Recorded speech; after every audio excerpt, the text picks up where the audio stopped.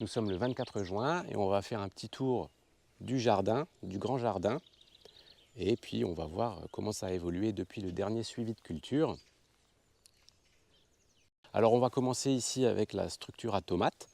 Donc les tomates, eh bien, elles poussent gentiment. Les tomates, elles sont tutorées sur des ficelles. Et on peut voir les premiers fruits, voilà, qui apparaissent. Mais on peut aussi voir que beaucoup de fleurs n'ont pas fonctionné. Parce que depuis la dernière vidéo, eh bien, encore une fois, il n'a pas fait chaud. On a même eu du froid, on peut dire, hein, pour le mois de juin. On a eu une nuit à un moment donné qui est descendue à 7 degrés. Et donc, on a des problèmes de pollinisation sur les premières grappes. Mais bon, ça, c'était couru d'avance, hein, vu la météo de l'année.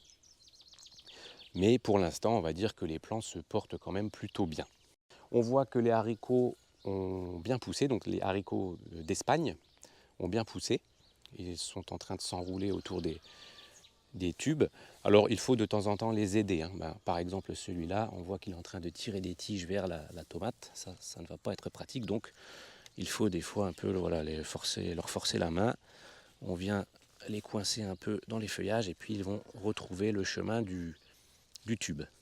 Hop. Et bien justement, on peut passer à nos chères Juliettes, hein, donc les pommes de terre qui ont une virose. Et donc là, c'est clair, hein. Donc là, on voit bien le rang, il est ridicule.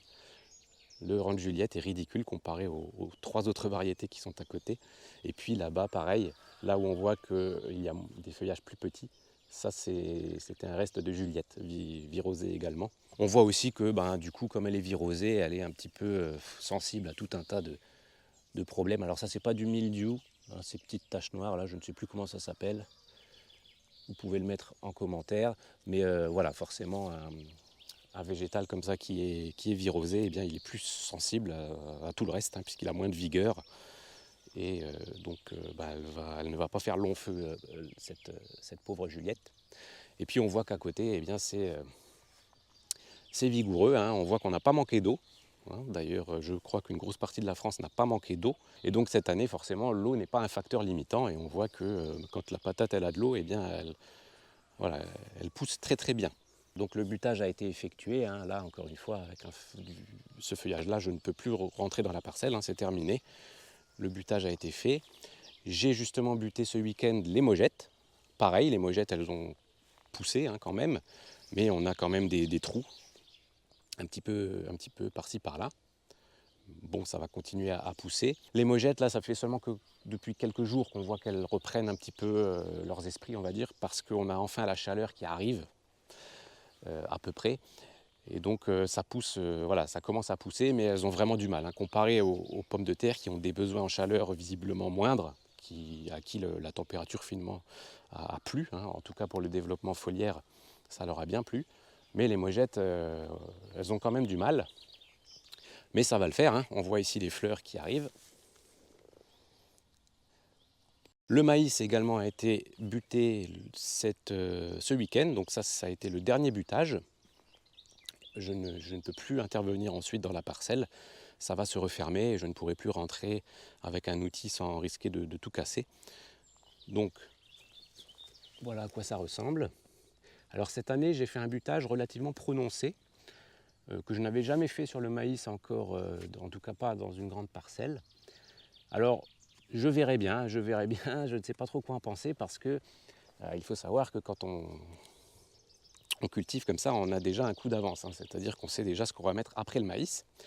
Et le problème, c'est que le fait d'avoir créé ce relief-là de tôle ondulée, moi, ça va me poser un problème. C'est que en fin de saison, lorsque je vais vouloir détruire les cannes avec le tracteur, avec le broyeur à l'arrière du tracteur, ça va être un petit peu compliqué de travailler proprement, puisque mon broyeur, il est plutôt fait pour travailler à plat, sur un sol plat.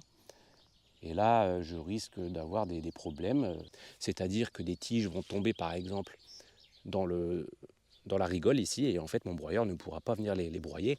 Donc je vais avoir plein de longues tiges qui vont se retrouver là-dedans. En plus, le broyeur va peut-être aussi du coup avoir tendance à venir manger dans la terre. Enfin bref, je ne sais pas encore trop quoi en penser. Je verrai ça en fin de saison. Peut-être que j'arriverai à tirer profit au contraire de cette forme ondulée. Je ne sais pas encore. Mais c'est vrai que l'année dernière, ça s'était très bien passé, hein, on l'avait vu. J'avais fait ma récolte de maïs, j'avais mis un coup de broyeur, enfin deux passages de broyeur, et j'avais jeté simplement de la semence de moutarde. Et ensuite il a plu, et ensuite ça avait bien germé, et le résultat était vraiment impeccable. Là, cette année, je ne pourrais pas vraiment faire la même chose. Il va peut-être falloir que je sorte un peu le rotavator quand même pour essayer de remettre un peu tout à plat. D'abord un coup de broyeur, ensuite un coup de rotavator. Peut-être mettre la semence avant le coup de rotavator. Enfin bref, il va falloir innover, on va dire. Mais j'ai quand même voulu essayer de faire un bon butage par rapport à la verse, au risque de verse. Parce qu'on peut voir que la parcelle est très très belle. Que malgré que j'ai fait différents essais de distance entre les pieds, c'est quand même malgré tout très dense en fait. Même les essais les moins denses restent quand même très denses. Et donc on pourrait avoir de l'averse. Et j'espère que ce butage va un petit peu contrer les effets de l'averse, on verra. On peut voir là que j'avais arraché quelques pieds qui n'étaient pas très beaux ou qui étaient en surnombre, je les ai jetés.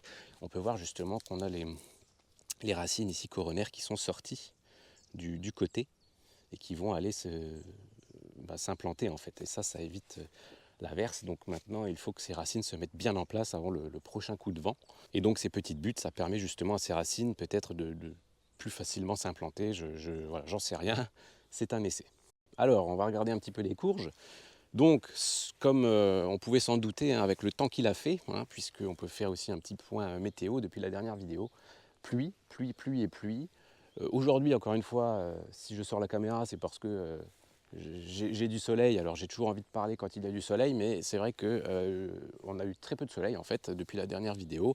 Beaucoup de pluie, on a eu du froid, et donc forcément les melons qui sont implantés ici, un temps comme on en a eu là, voilà, c'est foutu, hein. On n'aura pas de melons cette année. C'est vraiment une question de température, parce que en termes de conditions de sol, ce sont les mêmes, hein. C'est-à-dire que les concombres qui eux sont déjà plus beaux ont les mêmes conditions de sol que les melons, et les courgettes qui sont beaucoup plus belles ont les mêmes conditions de sol que les melons. Donc c'est pas une question de manque de nutriments, d'azote ou quoi. S'ils sont jaunes, c'est vraiment à cause du froid. Et d'ailleurs, on peut voir que ce manque de vigueur associé à cette température fraîche, à ce trop de flotte, eh bien en fait les melons ils sont en train de ramasser des maladies hein, en tout genre. Alors c'est pour l'instant concentré sur les vieilles feuilles, quoique non, ici on est déjà sur une feuille pas trop vieille. Donc je pense que pour les melons c'est mort. Mais voilà, c'était un coup de poker cette année. Et justement, on peut voir que les concombres, eux, ont des besoins en chaleur qui sont un petit peu moins importants que les melons. Donc eux, ils poussent. Hein, ils poussent. Alors ils ne poussent pas très vite, mais ils poussent. Et puis on va avoir là les premiers petits concombres qu'on pourra cueillir en cornichons. Mais voilà, ça ne pousse quand même pas très vite. Et puis on peut voir que les courgettes ont des besoins en chaleur encore moindres, hein, parce qu'elles ont quand même un beau développement malgré tout. Et puis on a notamment déjà pas mal de courgettes là qui arrivent. Donc c'est de la courgette jaune. Et donc ça peut être intéressant justement pour les nouveaux jardiniers de comprendre qu'à conditions de sol égales et à conditions climatiques égales, eh bien il y a des espèces qui ont des besoins en chaleur plus importants que d'autres. Et ici, ça fait un petit peu les Dalton. C'est-à-dire que les courgettes ont des besoins en chaleur moindres que les concombres, qui ont des besoins en chaleur moindres que les melons. Et puis on peut même imaginer que j'en ai mis dans le petit jardin, mais c'est encore pire, hein, c'est la catastrophe. On peut imaginer encore des pastèques qui ont des besoins en chaleur encore plus importants que le melon, et qui sont en train de crever en fait. Hein. Là, avec les conditions qu'on a eues, on n'aura pas de pastèques cette année. Alors les oignons semences, on voit que j'ai posé les fils pour retenir les tiges, pour éviter qu'elles ne cassent. Et puis on voit que ça se prépare. Donc là c'est simple, hein, des piquets, une ficelle à droite, une ficelle à gauche. Les échalotes, eh bien, elles vont finir leur cycle, hein, peut-être un peu plus tôt que prévu. On peut voir qu'il y a aussi ici une forme de rouille qui arrive et qui va la faire dépérir plus vite que prévu.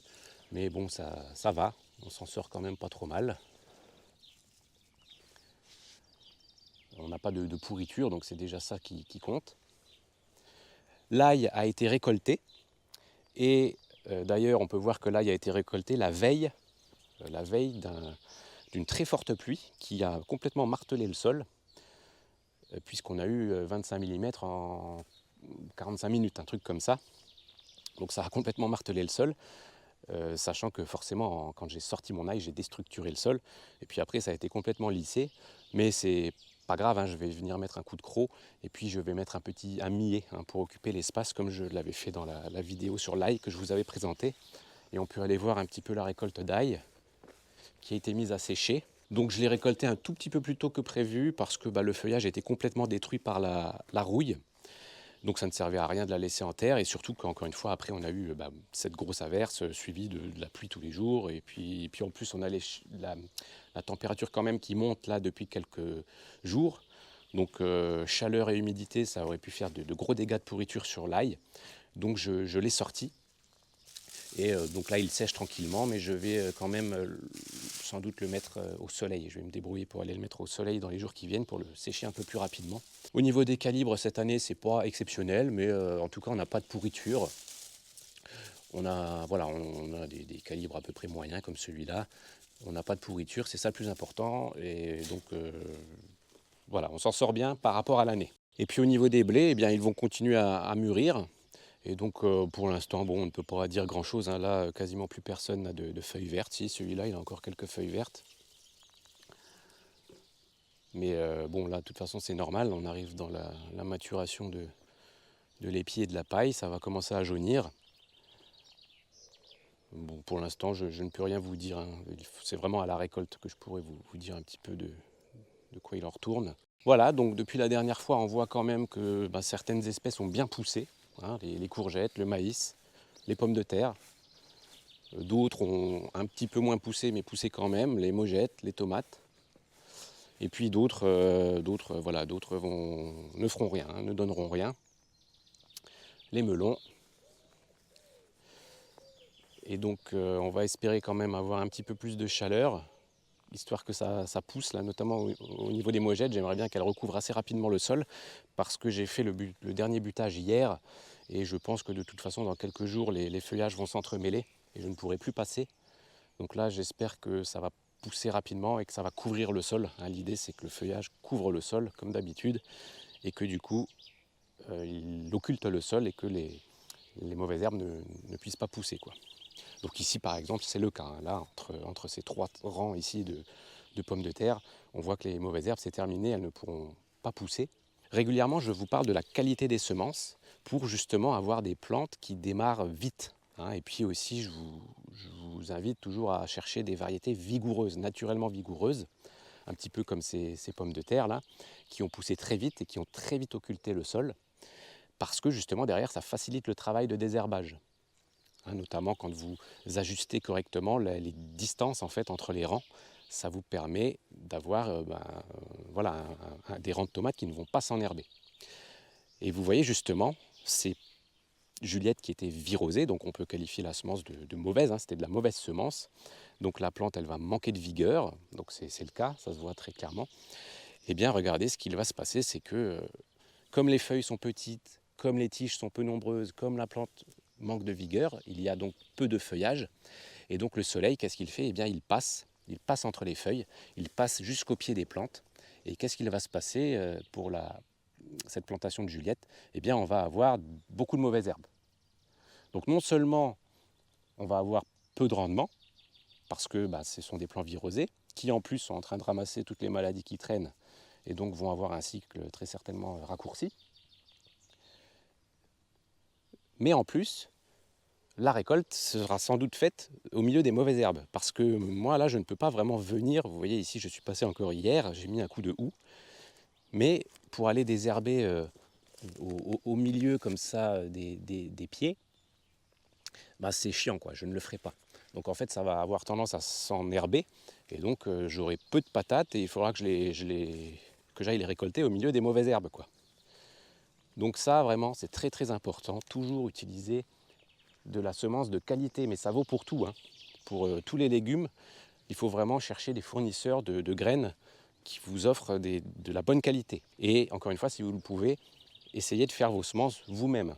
Bon, vous voyez ici, le conseil était mauvais, hein, puisque j'ai fait ma semence de Juliette, et puis le problème c'est que je ne pouvais pas savoir Elle a une vie rose. Bon, par contre, comme je vous l'ai dit, l'année prochaine c'est terminé pour Juliette. Mais vous voyez ici, j'ai 2 autres variétés dont j'ai fait les semences moi-même, et puis on n'a pas de problème, quoi. Donc je répète, hein, je le dis dans beaucoup de mes vidéos, pour les nouveaux jardiniers ou ceux qui découvrent la chaîne, là, qui ont découvert la chaîne récemment, qualité de semences et variété vigoureuse. Voilà, et bien sûr aussi des variétés qui sont bonnes à manger, puisque c'est quand même l'objectif, mais il faut vraiment chercher ça. Et puis quand vous avez trouvé ça, franchement, vous avez déjà fait la moitié du chemin. Par exemple, ces pommes de terre là, elles ont eu un sarclage et un butage. Voilà, ça n'a pas été beaucoup de travail, hein, donc bien sûr il y a eu la plantation, mais après la plantation on a eu un sarclage, un butage et terminé, le feuillage couvre tout. Pour les haricots, je crois qu'il y a eu juste un petit butage en plus, donc il y a eu 3 interventions, un sarclage, un petit butage et le gros butage d'hier. Et c'est à peu près pareil pour le maïs. Bon, alors par contre, avec la chaleur qui va arriver et le taux d'humidité qui est très élevé, j'ai quand même peur qu'on ramasse du mildiou sur les pommes de terre. Donc ça, c'est à suivre et ce sera dans le prochain épisode. Et je vous dis à la prochaine.